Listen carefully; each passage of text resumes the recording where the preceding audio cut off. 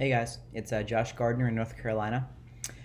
So for our second video forum, we were asked what are the most common reasons for board discipline for a counselor in our given area. I looked on North Carolina's site a while back and I saw that a lot of the decisions made were due to dual relationship, but I couldn't pull it up now. All of a sudden their site was down. So I also checked in South Carolina and Virginia and found that a failure to renew license and dual relationship seemed to be the two most prominent things that popped up in the cases that I looked at.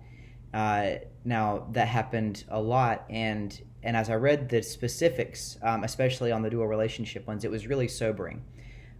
Sobering in their renewing of licenses, in that just the details, keeping up with dates and keeping good records and things like that were really important.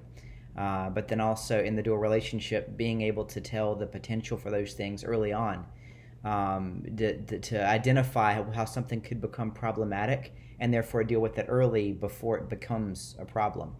Reading those accounts and what the poor decisions counselors made was a definite reality check.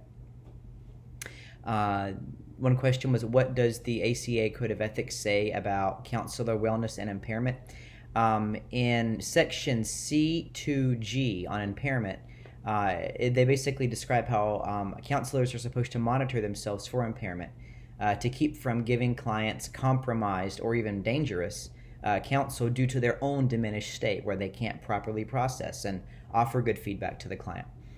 They should seek help if they're in a state of impairment, and should not see clients if their reasoning, if their ability to perform is impaired, because they're not just putting themselves at risk, they're also putting the client at risk, and the client is the top priority.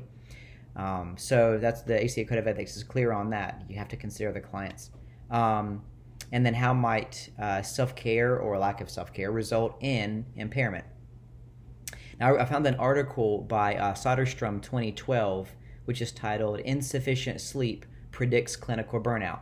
Now, in this article, they explore how two specific things seem to indicate burnout is coming. The first is if you consistently are getting less than 6 hours of sleep a night.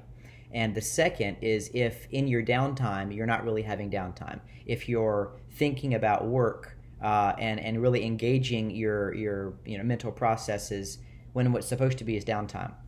They said that these are factors even more so than just having a stressful job. That just work stress does not have to mean it leads to burnout.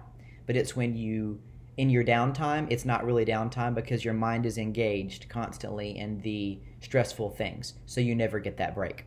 And so this is usually an indication of burnout, which of course would lead to a counselor being in a diminished state and being impaired.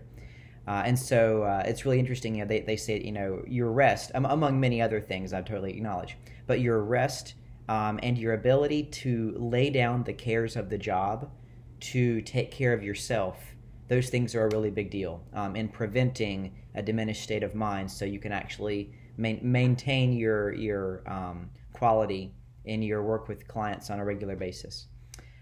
So questions that this brings up for me personally would simply be how to lay down those cares from the job on a daily basis. I'm sure that's a skill that I can just kind of practice over time, but going in with no experience, I imagine that some difficult stuff is going to surface for people, and part of what leads people to become a counselor is you're a compassionate person very often. So how to meet them with that compassion in the moment, and then be able to lay down the cares and the weight of the another person's burden when the day is done, so that you yourself can go home and rest and recuperate to be 100% for the next person the next day.